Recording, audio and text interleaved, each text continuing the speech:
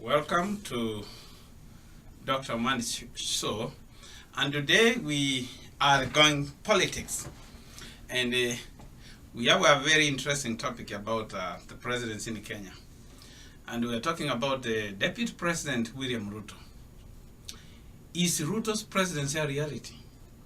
Come 22, and we just want to look at the Kenyan politics, which has a lot of bearing and impact on what is going to happen. William Ruto has been working extra hard since the re-election of Uhuru Kenyatta. Uhuru Kenyatta seemed that after being sworn in as a president and after a handshake, Uhuru seems to be enjoying his presidency. He doesn't look like a stressed man. Actually, you can see lately, Uhuru is so settled that he has even gained some weight.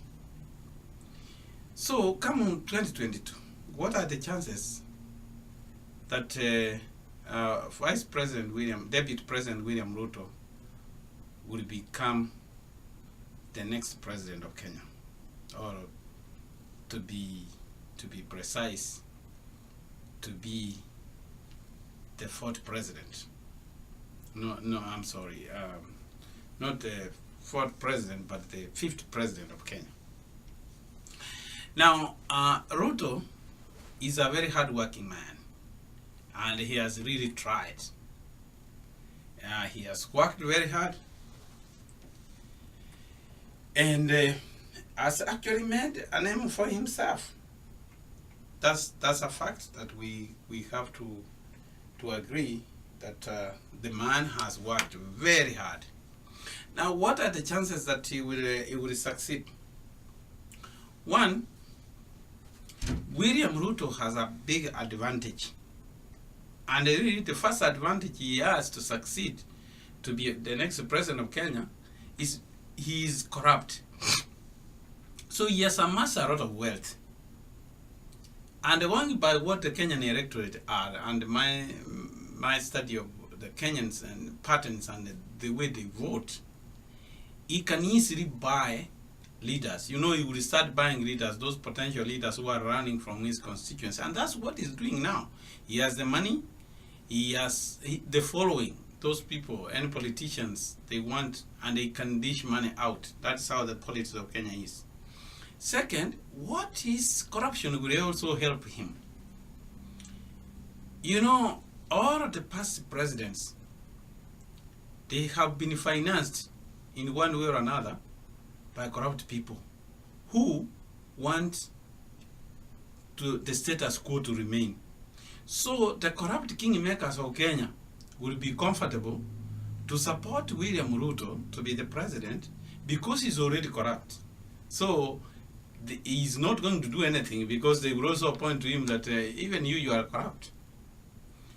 Take, for example,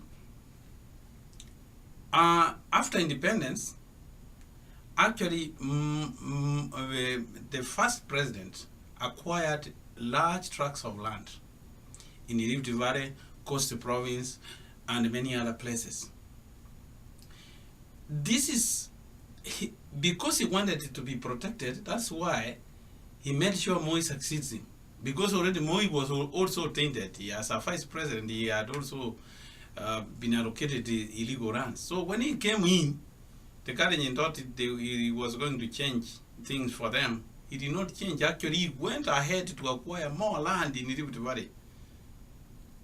And when he was leaving office, that's when he thought he wanted to leave somebody safe. And that's why he supported Uhuru Kenyatta. But unfortunately, Uhuru Kenyatta did not succeed. But Kibaki went there. They tried to investigate. They were also tainted. And they found that the Rift Valley is a very hotbed. So that's why being corrupt, the corrupt people are comfortable. Those who have grabbed land, who have looted Kenya, he will be just their own in State House. So he will have that big support. And this is what lacked in Raila, because the corrupt kingmakers didn't one uncomfortable with Raila's presidents. Another factor which would favor William Ruto is the Kalenjin people. The Kalenjin will support him. If you go by the patterns, they support their own. If there is a tribe which really, the history of Kenya and the leadership patterns, the Kalenjin listen to one leader. Unlike other tribes which were ruled by council of elders anyway, they did not have any one leader, any single leader. But this is other than the Luos, the Nabongo people of Western Province, in the Kikuyus slightly who have a hybrid system. The Kalenjin have always listened to one person. If I can give you a brief history about the Kalenjins. The Nani people, which is one of the big tribes, sub-tribes of the Kalenjin people, they had their leader, Kimunyole Koitale. Even when the colonialists came, they resisted very much because they were listening to one leader called Kimunyole Koitale. Kimunyole Koitale was killed by the colonialists during when they were resisting. And one of his son took over the reign of power he was anointed by the Council of Elders, and this was he was given the royal regalia, which they called Sambut. The Sambut was made of the monkey skin, so he had the mantle passed to him, but he proved ineffective, and his younger brother took over, who was called Keveles. Keveles was a leader of the Kalenjin up to 1911, when it went to another man called Manye, and who became a prisoner of conscience, as they say. He did not rule very well during the colonial time because the colonialists were ruling, and therefore it's like the leadership went underground. Before independence, they had given that one, the Sambut had passed to one smart guy, Jean-Marie Seroney, who held that until he was taken to detention, and there was no leader among the Kalenjin at that time. So in 1966, Moi was enthroned by the Mayot Council of Elders, that's the Kalenjin Council of Elders. So he had this Sambut. All his time he was a vice president, was a president. So when he retired, they wanted the Sambut, that is royal regalia, so that they can crown Ruto.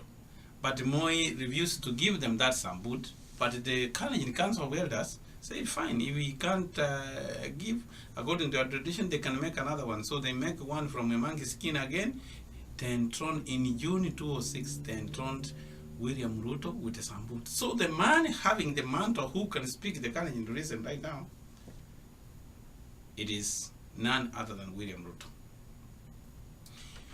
So William Ruto, as a saying, that is why even in the last general election, when NASA was campaigning in Rift Valley, they would go and have big rallies. Even in Eldoret, there people were there, many, but they didn't come to the voting. They never voted for him. They never voted for either. They listened and voted. So that's one factor, that he has a large voting bloc which would be behind him. That is his strength. And then, we had all of this before election that, the Kikuyus will not vote for him. So they were even told, let them not vote for Uhuru's re-election. They said, no, we will vote for him. We will wait and see if they are not going to vote for Ruto. Now come 2022. The Kikuyus have no choice other than to vote for Ruto. If they don't do it, that one will spell danger. Most especially the Kikuyus who are living in the Rift Valley. I'm not trying to speculate, but that will not go well with them. So in any case, they will have to support him. And another factor which favors him is that he has the blessing of Uhuru.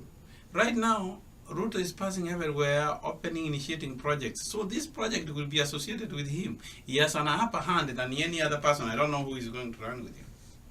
So those are the chances Ruto has. But Ruto has also obstacles. The obstacles Ruto has, and one of the factors he has is that he's a top dog among the Kenyan politics. He is now a top dog. Top dogs don't become presidents. If we look by all the presidents we have had, Kenyatta was an underdog. He was in prison. And the top dog we had was Jaramogi Oginga Odinga, but who became president is Jomo Kenyatta. People underrated Moi. Moi was an underdog, that he would not become a president, but he became. Kibaki was an underdog, who even when people were agitating for multi-party, when Matiba were all over top dogs, he was still in Kanu in the government. After they have fought, we have brought multi-party, then he formed his DP. He's the one who became president. Uhuru was an underdog. Nobody knew him. So how is Ruto going? Ruto is appearing to be, he's too strong. He's a kingmaker. We have to see if he has to break that jinx. Because when you are a top dog, you have so many enemies fighting you.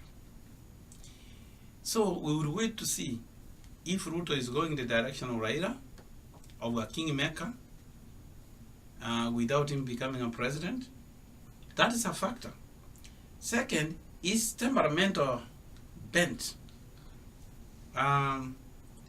This is one thing I concur with Mutai Nguni, although I don't have respect the one I used to have about Mutai Nguni, but I had at one point he said about his temper. He listens and responds to every dog which barks on him. That does not sound like a presidential person. He has temper, very reactive. President, to be a president of Kenya, you have to be a man who is very careful with what you are responding to. So fighting everybody is not going to help him a lot. So that one is a big factor that will hinder him from becoming president of Kenya. And then this corruption. Yes, the corrupt kingmakers will like him, but the perception the majority of Kenyans have, the entire population, is that he is corrupt, and all of those things will dog him. And actually, yeah, I have never known a person who is going to run for president with a tainted name like William Ruto in terms of corruption. So with all these factors, the choice would be yours to think, if you think really that whether Ruto will be a president or not. And it's my own opinion. And if you have a comment, you can comment, give your side of the story. But that is what I think, that he has obstacles and he has chances. Thank you.